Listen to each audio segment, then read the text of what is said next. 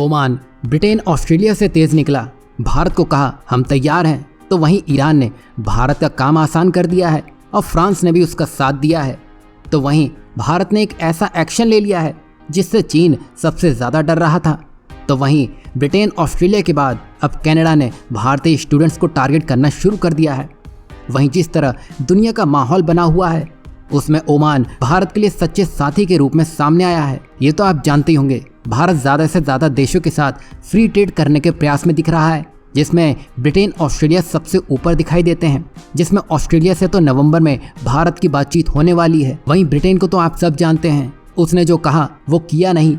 लेकिन एक देश ऐसा है जो भारत के लिए सही मायनों में दोस्ती निभाने वाले काम करने में लगा है, क्योंकि यहाँ भारत और ओमान फ्री ट्रेड को अंतिम रूप देने जा रहे हैं। मतलब अगर सब कुछ ठीक रहा तो इस साल के अंत तक ये आपको पूरा होता हुआ दिखाई देगा। वहीं इसे कॉम्प्रिहेंसिव इकोनॉमिक पार्टनरशिप एग्रीमेंट यानी कि CEPA का नाम दिया गया है और इससे दोनों देशों के बीच व्यापार और निवेश संबंधों को काफी बढ़ावा मिलने की उम्मीद है। वहीं भारतीय राजदूत अमित नागरंग के अनुसार CEPA समझौते से भारत से ओमान को होने वाले निर्यात में काफी वृद्धि होगी और इस समझौते के तहत पेट्रोलियम प्रोडक्ट्स, कपड़े, इलेक्ट्रॉनिक्स, दवाइयां, मशीनरी और लोहा और स्टील पर लगने वाले टैक्स को खत्म कर दिया जाएगा और इससे भारतीय प्रोडक्ट्स की ओमानी बाजार में पहुंच और आसान हो जाएगी, जिससे दोनों देशों के बीच व्यापार का आदान प्रदान और तेज हो जाएगा। और ये इसलिए भी खास है क्योंकि अभी भारत से ओमान जाने वाला सामान UAE के रास्ते से जाता है। इससे भारत और ओमान के बीच सीधे व्यापार के आंकड़े सही नहीं दिखते हैं और इस समझौते के बाद से भारत और ओमान के बीच सीधे जहाज चलने शुरू हो जाएंगे और सामान भेजने का खर्च कम हो जाएगा। साथ ही जो आंकड़े हैं वो भी सही दिखने लगेंगे। यही नहीं, इसी के साथ ही भारत UAE के साथ अपने अर्थव्यवस्थाओं को और मजबूत बनाने के लिए साथ मिलकर काम कर रहा है और अपने कार्ड, पेमेंट मेथड्स और मैसेजिंग सिस्टम को एक दूसरे से जोड़ रहा है। यही नहीं, भारत खाड़ी के देशों को मिलकर गल्फ कॉर्पोरेशन काउंसिल यानी कि GCC के साथ और मजबूत रणनीति बनाने में लगा है। बता दें कि GCC में Bahrain, Kuwait, Oman, Qatar, Saudi Arab और UAE जैसे 6 देश शामिल हैं। मतलब यहाँ भारत सिर्फ एक देश और एक एरिया पर फोकस नहीं कर रहा है, भारत पूरे मिडिल ईस्ट पर अपनी पकड़ मजबूत कर रहा है। आपको क्या लगता है, भारत जिस तरह खाड़ी के देशों में जितनी तेजी से अपनी पकड़ मजबूत कर रहा है, पाकिस्तान ये हजम कर सकेगा? वहीं पाकिस्तान की बात हो ही रही है तो एक अपडेट उसी से जुड़ी हुई सामने आ रही है, जिसको ईरान ने बड़ा झटका दे दिया है और उसमें अमेरिका भी पाकिस्तान की कोई मदद नहीं कर सकेगा, उल्टा फ्रांस इसमें ईरान का साथ देने वाला है। ऐसी एक इंटरेस्टिंग अपडेट है। दरअसल हुआ यह है कि पाकिस्तान और ईरान मिलकर एक गैस पाइपलाइन बनाना चाहते थे ताकि ईरान से गैस लाकर पाकिस्तान में इस्तेमाल की जा सके, लेकिन अमेरिका ने ईरान से कुछ सामान लेने पर पाबंदी लगा रखी है। अमेरिका ने पाकिस्तान को वार्निंग भी दी है, अगर वो इस पाइपलाइन में शामिल हुआ तो अमेरिका उससे नाराज हो जाएगा। इसलिए पाकिस्तान इस पाइपलाइन को बनाने में थोड़ा झिझक रहा है और ये तो पूरी दुनिया जानती है। पाकिस्तान पहले से ही पैसों की कमी से जूझ रहा है और अभी जब हम वीडियो बना रहे हैं, क्या पता पाकिस्तान वर्ल्ड बैंक का दरवाजा खटखटा रहा हो। यही वजह है कि पाकिस्तान इस बड़े प्रोजेक्ट को पूरा करने के लिए पैसे नहीं जुटा पा रहा है। साथ ही तकनीकी दिक्कतें भी उसका जीना हराम कर चुकी हैं। इन सब वजहों से पाकिस्तान इस काम में देरी करता रहा है और यही वजह है कि अब ईरान बार बार पाकिस्तान को चेतावनी दे रहा है। यही नहीं, ईरान ने पाकिस्तान को फाइनल 180 दिनों की मोहलत दी थी ताकि वो इतने समय में एक बड़ा फैसला ले सके, जो कि अब सितंबर 2024 में पूरी होने वाली है। अब ईरान के पास पेरिस मध्यस्थता न्यायालय में जाने के अलावा और कोई विकल्प नहीं है। अगर ईरान इस अदालत में पाकिस्तान के खिलाफ मामला दायर करता है तो वो पाकिस्तान से लगभग $18 बिलियन का हर्जाना मांग सकता है। यही नहीं, ईरान कह सकता है कि पाकिस्तान ने उसके साथ समझौता तोड़ा है और इस वजह से ईरान को बहुत नुकसान हुआ है। अब यहाँ पाकिस्तान बुरा फंस चुका है क्योंकि पेरिस मध्यस्थता न्यायालय, जिसमें अमेरिका भी कुछ नहीं कर सकेगा, जो भी फैसला होगा वो फ्रांस की तरफ से ही आएगा। मतलब यहाँ एक तरफ कुआं तो दूसरी तरफ खाई है। अगर पाकिस्तान इस प्रोजेक्ट को पूरा नहीं करता है तो उसके लिए न केवल आर्थिक नुकसान होगा बल्कि उसकी अंतर्राष्ट्रीय छवि जो पहले से ही खराब हो चुकी है वो पूरी तरह से टूट फूट जाएगी। वैसे आपको क्या लगता है, ये प्रोजेक्ट पाकिस्तान पूरा कर पाएगा?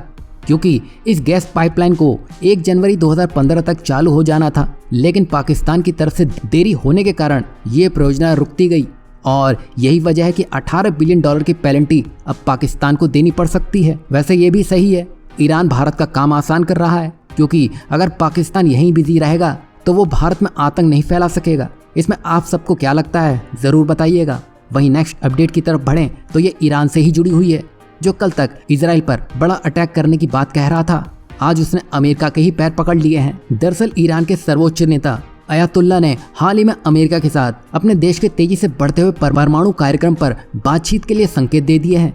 उन्होंने कहा है कि ईरान को अमेरिका के साथ बातचीत करने में कोई दिक्कत नहीं है, भले ही अमेरिका को वो दुश्मन मानता हो। बता दें कि ईरान के परमाणु कार्यक्रम को लेकर अमेरिका और पश्चिमी देशों की चिंताएं बढ़ रही हैं। ऐसे में अयातुल्ला की नई रणनीति अमेरिका के साथ बातचीत का रास्ता खोल सकती है, लेकिन ये चुनौतीपूर्ण भी होगा क्योंकि ईरान का परमाणु कार्यक्रम तेजी से आगे बढ़ रहा है।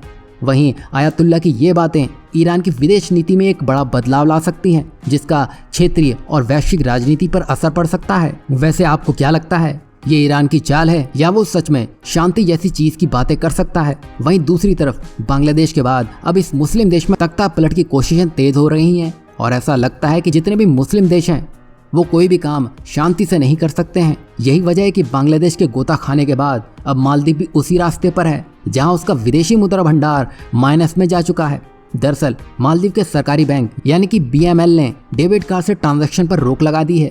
वहीं क्रेडिट कार्ड के जरिए मंथली स्पेंडिंग लिमिट को $100 कर दिया गया था, जिसके बाद से देश में आर्थिक अस्थिरता का खतरा पैदा हो गया। हालांकि बाद में इस फैसले को वापस ले लिया गया, लेकिन राष्ट्रपति मोइजू ने बैंक के इस फैसले को लेकर गंभीर आरोप लगाए हैं, जिसमें मोइजू ने इसे तख्ता पलट की कोशिश बताया है, जिसमें उन्होंने ये भी कहा कि इसमें विपक्षी पार्टी का भी हाथ है, जिसकी वजह से लोग सड़कों पर आकर प्रदर्शन कर रहे हैं। वहीं मालदीव की डेमोक्रेटिक पार्टी भारत समर्थित मानी जाती है और हमेशा से ही भारत के साथ अच्छे संबंधों की वकालत करती आ रही है। अब ऐसा ना हो कि आगे मोहम्मद मोइजू भारत पर ही ना आरोप लगा दें कि ये सब भारत ही करवा रहा है, जैसे बांग्लादेश ने अपने आप बाढ़ आने पर भारत पर ही उंगली उठा दी थी। वहीं नेक्स्ट अपडेट की बात करें तो ये कनाडा से निकल के आ रही है, जिसने भारतीय छात्रों की मुश्किलें और बढ़ा दी हैं। जैसा कि हम आपको पिछली वीडियो में बता चुके हैं, ब्रिटेन से लेकर ऑस्ट्रेलिया अपने वीजा नियम कठोर कर चुके हैं, जिससे उनको इमिग्रेशन से निपटने में सहूलियत मिल सके। अब इसी कड़ी में एक और फाइव आइज देश जैसे कि कनाडा इसमें अब जुड़ चुका है।